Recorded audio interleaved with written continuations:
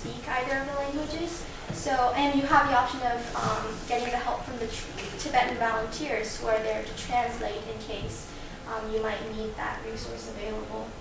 And something that's really unique about SEP is that you create your own lesson plans, which can be a challenge, but it's also a lot of fun because you have the option of using whatever medium, whatever creativity to devise your own lesson plans. Are there any questions so far? Just a quick question about the trumpet trip.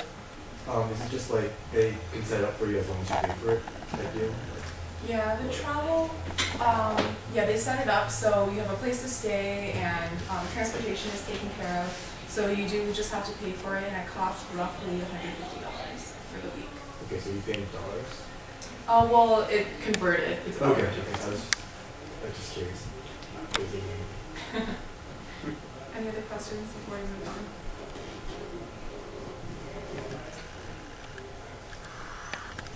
So this is kind of like what the typical weekday schedule would look like.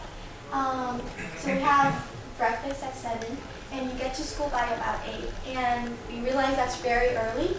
And really the classes go all the way up until throughout the whole day, and there's a little bit of time for evening activities until we go home at about 9-ish. So you're really kept busy. It's really a full schedule. And you might think, gosh, that's like so physically demanding, but you're all constantly given like a task to do, so you really don't have the time to think that you're tired.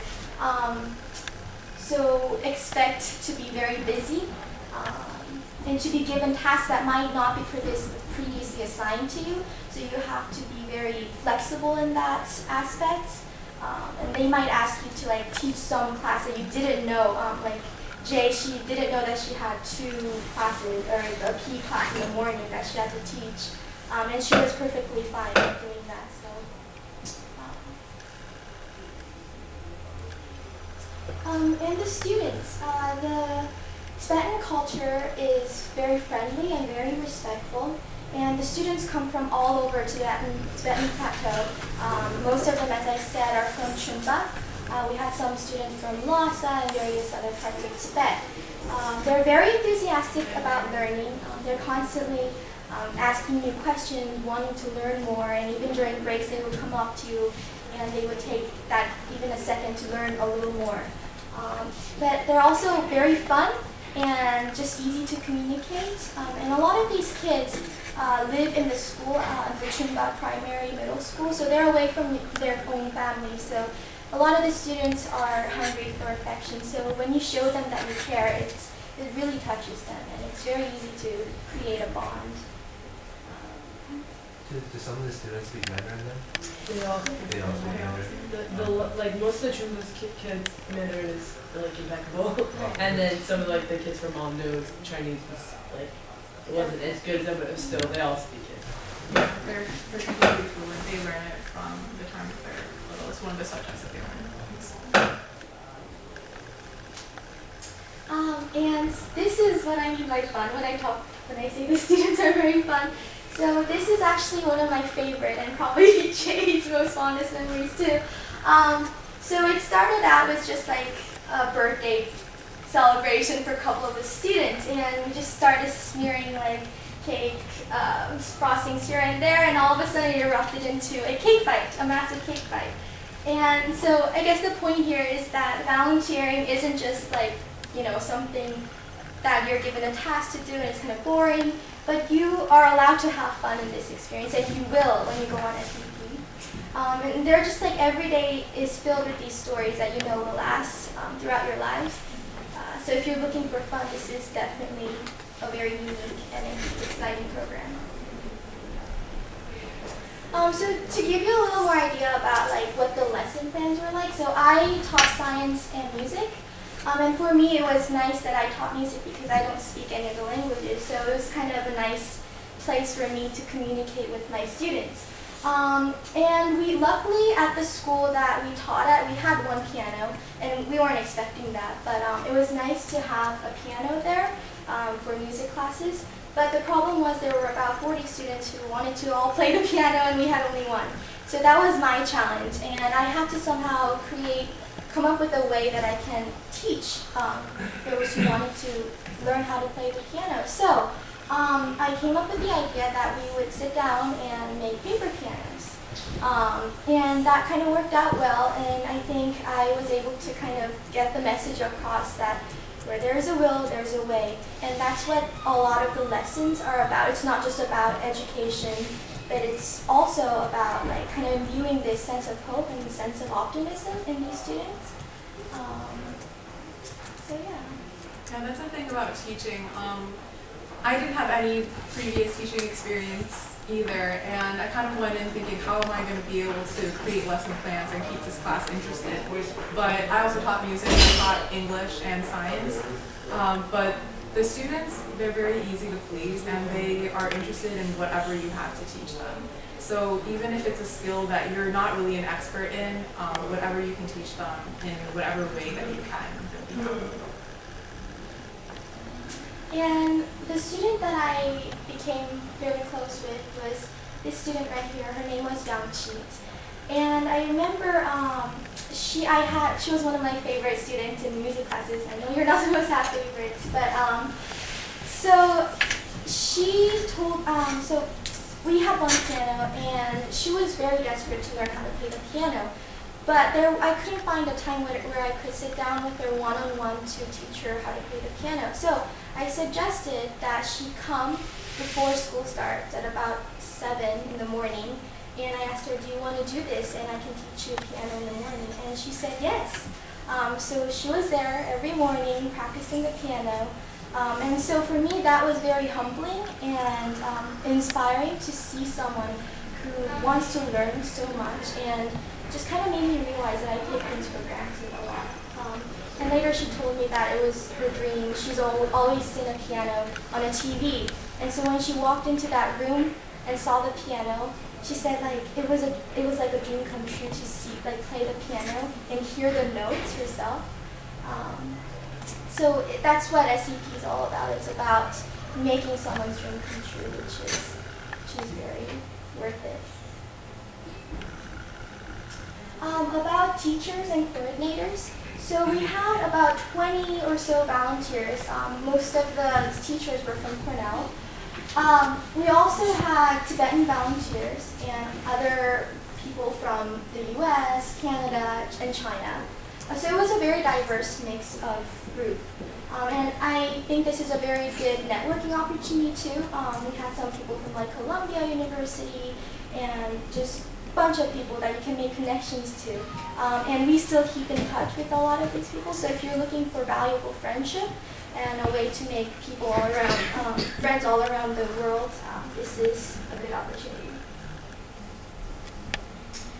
Living conditions, so we lived in the Dream Hostel. We had about 10 people kind of crammed into a room like this, and it's really not bad as it seems. It's really a time to bond, and you know, it's like a massive sleepover every day for about a month. We had a communal bathroom and a wireless internet, so that's very convenient if you need to contact your family. We had air conditioning, which was great because it is very hot and humid in Chengdu, China. Also, if you're not used to like washing your clothes yourself, we have the option of using washing machines and dryers. You have to hang them up in the dryers. Yeah, you did have to hang them up. That's a really fun activity. Like if you because not only two wash machines, you wash like at the same time as someone else, and then you like climb up on top of it. These like really long strings, and everybody in the hostel uses the same strings. So it's really fun. And it's fun. You get used to it. Yeah. And if you're worried about being a light sleeper and sharing a room with 9 other people, you'll be so exhausted. Yeah. You don't really have to worry. We pretty much, I mean, we're working like 12 hours a day and came back, everyone fell asleep immediately, then woke up early to start the program again. So it's a lot of fun. So meals, as I said, since Chengdu is a great big city, there are tons of options around the school and around the hostel. So you get your own meals. They're very cheap. Food is very cheap in China, and there are lots of great Chinese food. We had like noodles, dumplings, hot pot if you haven't tried it. Definitely a must try. And if you're not used to Asian food, there are like Chinese version of McDonald's and Western foods around. So don't worry, you have the option of hamburgers if you need. All right, something that you guys are probably all very curious about, how much is this going to cost? So this is a bit of an overestimate because basically the costs all depend on the airfare. The other costs are really very minimal. Living and eating in Chengdu is extremely cheap when you convert it to US dollars, so you shouldn't expect to spend more than $300 for the entire 5 weeks, and that's if you eat a lot. It probably won't even be that much. Round trip travel from Chengdu to Chengba, if you decide to go on the optional trip, is about $150. And then visa fees for whatever country that you're a citizen of. American citizens, it's $190. For most other countries, I think it's less. I was a Canadian citizen at the time. I think it was only like 15 maybe. And so the bulk of this is airfare, and it really depends on demand during the time of that. Do we get airfare for ourselves, or? Yes, you do. We'll recommend a good travel agent. We know a good travel agent who will book it for you and get you a really good price. So when I went 2 summers ago, it was less than $1,100. So the $1,500 is an overshoot there, but because of the Shanghai Expo last year, these two paid $1,700. So it really depends on demand. I don't think there's anything like that going on this year, so airfare shouldn't be as expensive. It will probably be closer to how much it was for me. But altogether, we don't want to underestimate, so probably expect that the cost will be about $2,000. And so we try to subsidize you guys as much as possible. 2 years ago, we were able to give everyone $700 to subsidize travel costs. Last year, we were able to give a little over $1,000, and we don't have a definite number for you guys right now, but because it really depends on what funding is available at Cornell, we asked departments and various funding sources all over campus, and most of them haven't gotten back to us because their funding that's just how their funding processes work. It's a little bit early, but we have gone out and started applying and reaching out to them. So we probably won't be able to actually have a definite answer until toward the end of the semester. So if that's a problem for you guys, you are going to have to be a little bit flexible on the cost because we can't really promise anything, and there are budget cuts all over campus. So it's hard to say how much we'll really be able to provide. But we're trying our best, and we're going to try to get you guys as much funding as possible. We'll also have individual fundraising opportunities available, and these are optional, so if you have a little bit more financial need, we'll organize things like bake sales. We have Operation D wristbands that you can sell.